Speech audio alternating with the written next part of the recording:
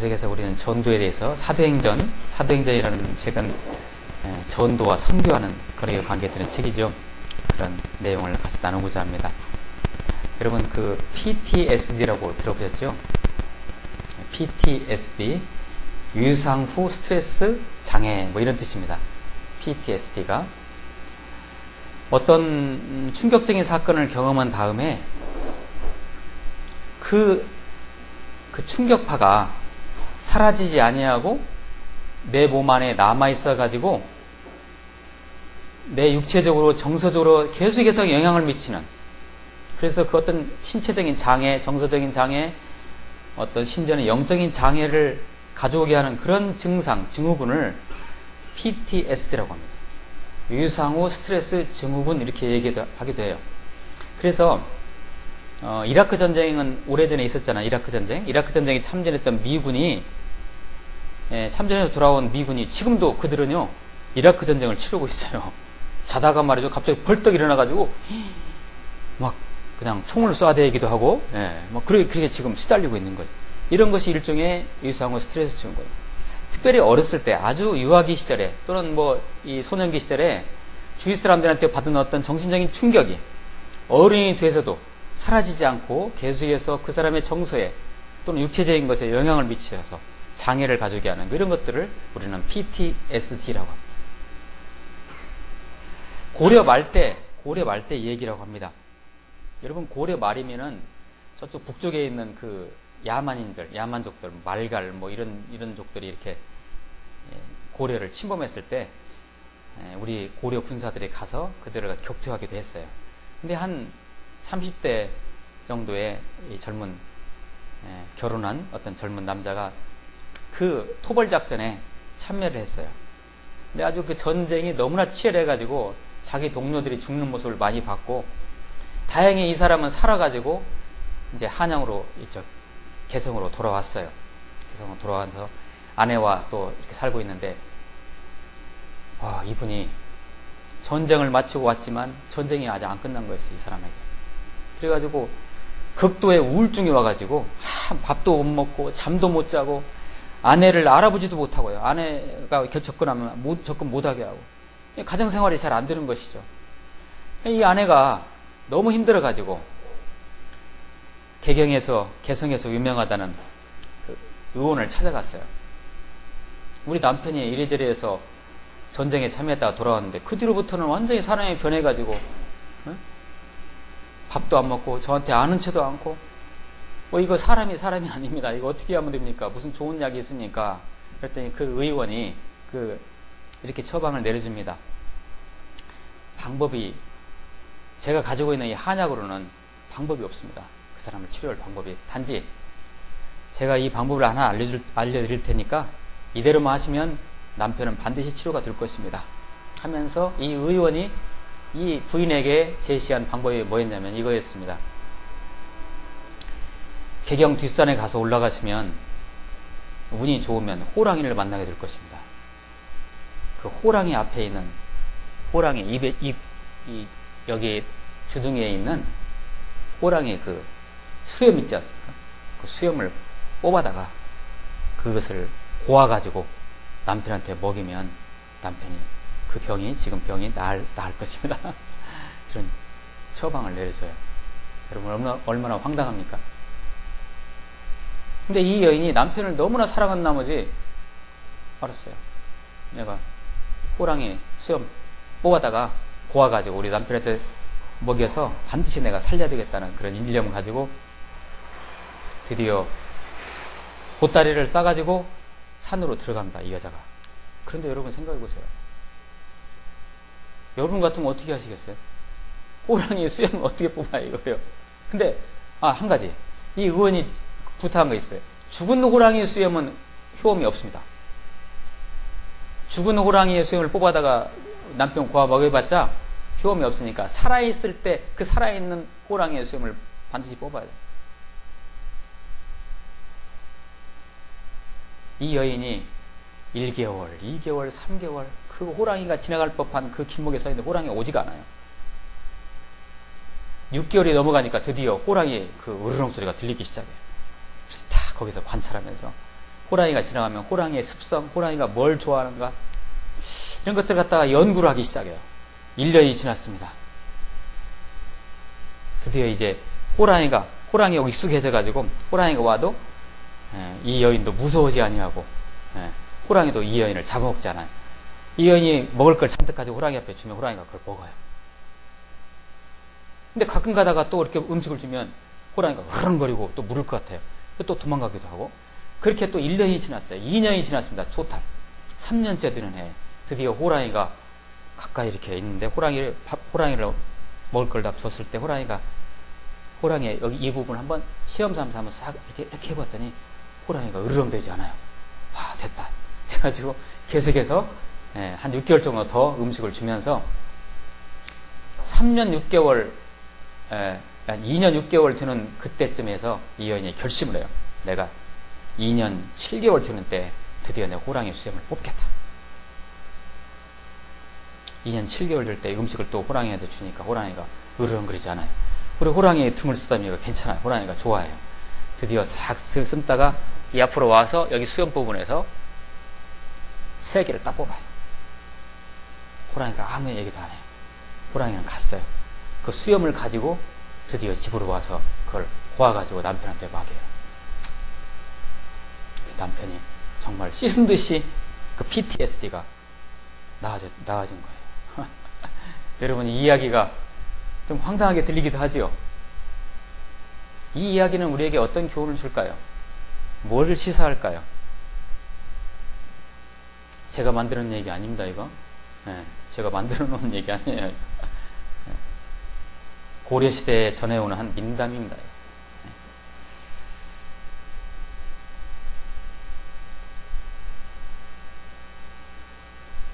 불신자 전도가, 가족 안에 있는 불신자 전도가 얼마나 어려운가를 저는 이 이야기에 적용합니다.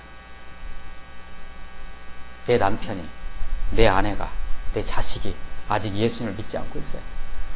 내가 예수를 얘기만 하면 으르렁대요. 호랑이처럼. 그럼 어떻게 합니까? 기다려야죠. 예수의 얘기를 건넸을 때 그 불신자 우리 가족 호랑이가 으르렁대지 않을 때까지 기다리는데 어떻게 기다립니까? 그냥 기다리면 안 되죠. 그 여인이 호랑이한테 어떻게 했습니까? 첫 번째, 호랑이의 생태에 대해서 연구를 했겠죠. 두 번째, 호랑이가 자기에게 접근했을 때 호랑이에게 물리지 않도록 여러 가지 연구를 했겠죠. 방법을 강구했겠죠. 그리고 얼마나 마음을 졸였겠습니까? 그런 마음이라는 것입니다. 가족 안에 아직도 예수를 믿지 않는 그 사람들에게 내가 예수를 전한다는 것은 마치 그런 것 같은 것이라는. 어째 제가 적용을 잘했죠, 아주. 네. 그러니까 이 불신자 가족을 전도하는 것은, 불신자의 한 영혼 내 가족을 전도하는 것은, 그래서 그분을 예수님 앞으로 이끌기 위해서는 내가 얼마나 죽어야 하고, 그 호랑이 앞에서 내가 얼마나 낮아져야 하고, 그 영혼에 대해 하나님이 주시는 엄청난 애정을 가지고 접근해야 하는지를 주는 좋은 교훈의 얘기 같아요. 결론적으로 이 한 영혼을 주님 앞으로 모셔오는 것은, 특히 가족의 경우는 참 어렵습니다. 왜냐하면 같은 생활 환경 속에 살기 때문에, 인간이 죄성을 가지고 살기 때문에 얼마나 열심히 살고 깨끗하게 살면 얼마나 살겠어요. 그러니까 다 보는 것이죠. 네가 예수 믿는 사람이냐? 아이고 더러워. 네가 믿는 예수 안 믿겠다. 이럴 수가 있다는 것이죠. 아무튼 가까운 가족의 경우 내가 믿는 그 생명이신 예수님 하나님을 전한다는 것은 그야말로 예수님이 십자가 고난을 지는 것과 똑같은 대가를 치러야 한다는 그러한 교훈을 준 그런 얘기 같습니다. 참 가족전도 어렵습니다. 그러나 여러분, 자신을 가져야 될 것은요, 전도는 내가 하는 것이 아닙니다. 물론 내가 도구가 돼서 예수님을 전하지만, 내가 예수님을 전하는 그 순간에 누구께서 역사하십니까? 우리 하나님께서, 성령님께서 그 영혼에 감동을 주셔서 그 영혼이 돌아오는 것이죠. 실은 내가 하는 거 아닙니다. 그러나 내가 최선을 다해서 그 복음을 전하는 도구가 될 수 있도록, 어때요? 내 자신을 삼가하고, 내 자신을 죽이고, 내 자신이 낮아지고, 아직 예수를 믿지 않은 가족이 좋아하는 거라면 뭐든지 내가 십자가의 대가를 다 치러가면서 하겠다는 그 어떤 사랑의 각오, 그것이 있으면 그 일은 반드시 이루어집니다.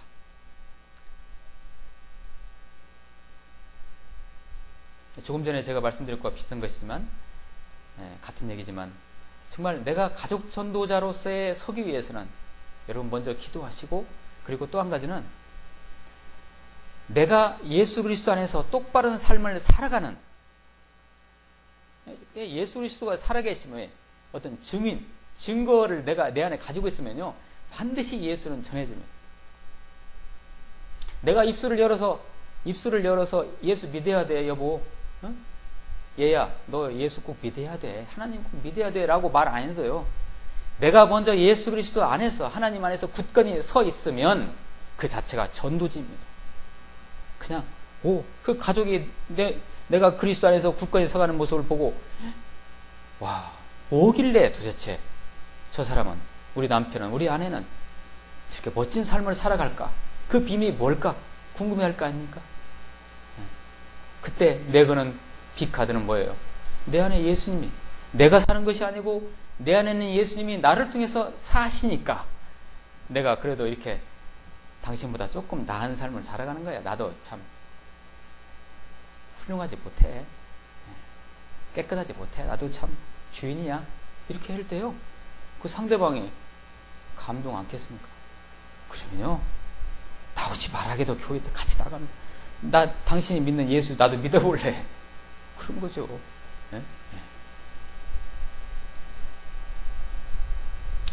오늘 말씀이요. 오늘 말씀 같이 한번 읽어보실까요? 참 우리에게 얼마나 도전과 자신감을 주는 말씀인지요. 같이 한번 읽어봅니다. 사도행전 16장 31절 말씀. 시작.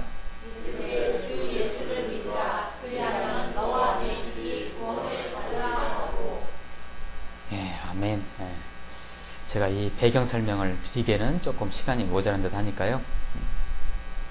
아무튼 간단히 말씀드리면 사도 바울이 감옥에 있었어요. 신라라는 그런 동역자와 함께 감옥에 있었는데, 감옥이 지진이 나면서 감옥문이 열어졌어요. 다른 사람들은 어떻게 했을까요? 감옥문이 열어졌으니까 다 도망갔겠죠. 그런데 바울과 신라라는 사람은 도망가지 아니하고 거기에 그대로 있었어요. 근데 그 간수라는 사람이 있어요. 간수. 그 감옥을 지키는 간수가 있었는데, 이때 당시에 감옥의 그 죄수들이 도망가면 누구 책임이냐면요, 간수 책임이에요. 그리고 이 죄인들이 도망가잖아요. 그러면 거의 AD 1세기의 근동에서의 법은 뭐였냐면 다 사형이었어요.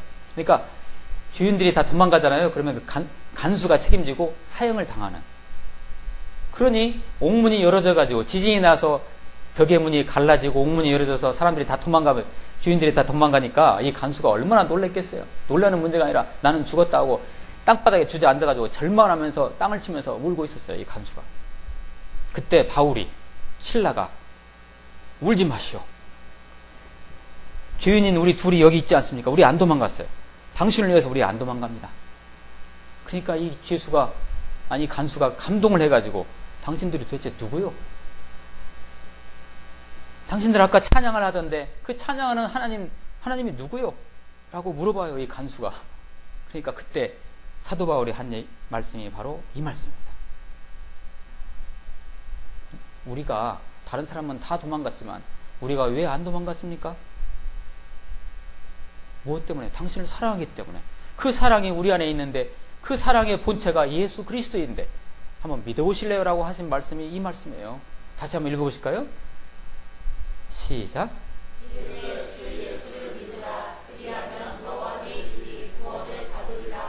예, 아멘. 그런데 여기에서요, 사도 바울이 이 말씀을 전할 때 주 예수를 믿으라. 어떻게 하면 구원을 받습니까? 라고 간수가 물어봤어요. 내가 너무 힘든데 어떻게 하면 구원을 받습니까? 물어보니까 이르되, 말씀에 이렇게 써있다는 것입니다. 이르되 주 예수를 믿으라. 그리하면 너와 누가요? 내 집이. 이렇게 돼 있어요. 그러니까 내가 믿음으로 인해 가지고, 나 한 사람이 믿음으로 인해 가지고 여기서 끝나는 것이 아니고, 그것이 그 영향력이, 영적 영향력이 어디까지 가냐면 내 가족에게 가게 돼 있다는 것입니다. 여러분, 이걸 하나님 말씀으로 믿으시기 바랍니다. 네. 그러니까 내가 예수 믿었다 그러면, 우리 가족 중에 아직 예수 믿지 않은 분이 계시다면 그분은 언젠가는 돌아오게 돼 있습니다. 우리에게 자신감을 주는 말씀입니다. 네. 문제는 그 시간을 단축하는 것은 바로 저와 여러분에게 달려 있어요. 저와 여러분이 어떻게 삶을 사시냐에 달려 있는 겁니다. 네, 멋진 하나님의 증거가, 전도의 증거가 가족 중에 있기를 축원합니다. 우리 가족들이 아직 하나님을, 예수님을 믿지 않는다는 것은 우리 인생에 있어서 큰 도전입니다. 이건 그죠? 내가 지금 예수를 믿고 있는데, 내가 영원한 생명을, 영원한 천국의 삶을 지금 살고 있는데 왜 나와 가장 가까이 있는 가족들이 지옥 백성으로 살아간다는 것입니까? 이건 엄청난 도전이잖아요. 어떻게 보면 창피한 일입니다. 이것은요. 그렇죠? 저도 참 이 말씀을 전하면서 이 순간에 우리 고륙지친들이 생각나는데, 참 하나님 앞에 너무 죄송하고, 저도 참 반성하는 마음으로 이 말씀을 여러분과 함께 나누고 있습니다. 그들을 어떻게 예수님 앞으로 인도해야 됩니까? 아까 호랑이, 제가 그 예화를 드렸지 않습니까? 첫째는 그들을요, 우리 가족 중에 믿지 않은 그분들을 충분히 이해해야 합니다.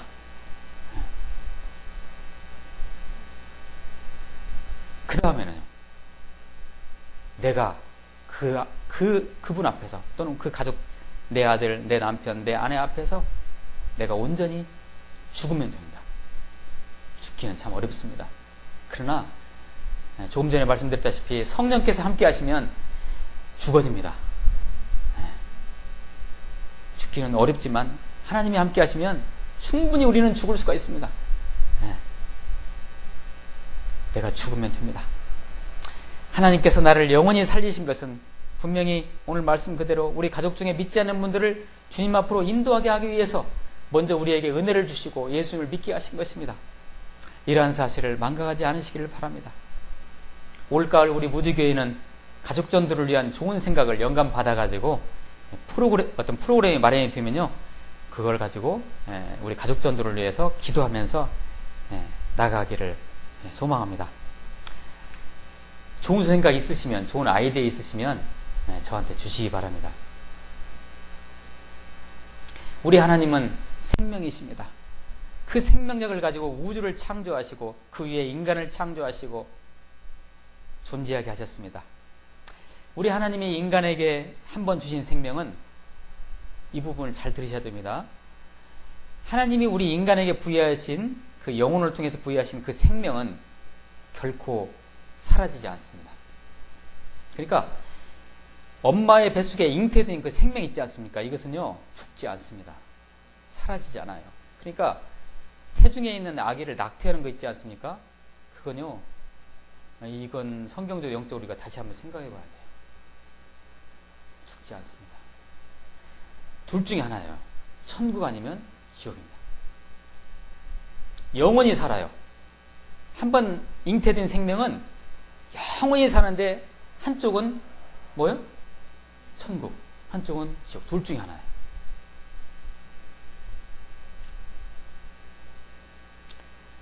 그 향방을 결정하는 것이 언제냐면요, 그 선택권, 그 선택을 할 수 있는 기회가 우리가 육신으로 이 땅을 살고 있는 이때입니다. 우리가 정신을 가지고, 영혼을 가지고, 육신을 가지고 우리 살아있는 이때, 우리의 의지를 가지고 그 하나님을, 예수님을 우리가 이렇게 받아들이냐 안 받으냐에 따라서 천국 백성이냐 지옥 백성이냐가 결정이 돼요. 그러니까 숨이 떨어진 다음에는 못해요. 하고 싶어도. 살아있는 동안에 우리가 예수를 전해야 되고, 그때 예수님을 만나도록 우리가 해야 하는 것이죠. 바로 지금입니다. 우리가 가장 사랑하는 사람들, 우리 가족들을 어떻게 하시겠습니까? 지옥이 있어요? 없어요? 있습니다. 시퍼렇게 있습니다. 지옥이 있습니다. 지옥 얘기를 하면 어떤 사람들은 우화, 동화 얘기하는 것처럼 들으신데요. 아닙니다. 실은 예수 믿지 않는 그것 자체가 이미 지옥을 살고 있는 겁니다. 그분들 어떻게 하시겠습니까? 구원해 하셔야죠. 하나님 앞으로, 주님 앞으로 인도해야 하시죠. 영원한 천국으로 인도해야 하지 않겠습니까? 저와 여러분에게 달려 있습니다. 이것은 하나님이 하시지만 우리가 그 통로가 되어야 합니다. 다시 말씀드리지만, 그런데 내가 죽으면, 내가 예수 안에서 죽어서 예수 그리스도를 드러내놓으면 그분들은 반드시 살아납니다. 그리고 교회 앞으로 오고 예수님 공동체 앞으로 오고 그들은 영원한 천국의 삶이 보장이 되게 됩니다. 할렐루야. 이걸 마다하시겠습니까? 내가 하나님 앞에서 올바로 서서 예수님처럼 십자가 지고 그들에게 접근하면 그들은 영원히 삽니다. 이 세상에서 이것보다 더 큰 멋진 인생 투자 없습니다. 증권보다 더 멋진, 로또에 하는 투자보다 더 멋진 투자입니다. 한 생명, 천하보다 귀한 생명 구원하는 그런 투자인 것입니다. 꼭 한번 이번 기회에 도전해 보시기를 축원합니다. 기도하시겠습니다.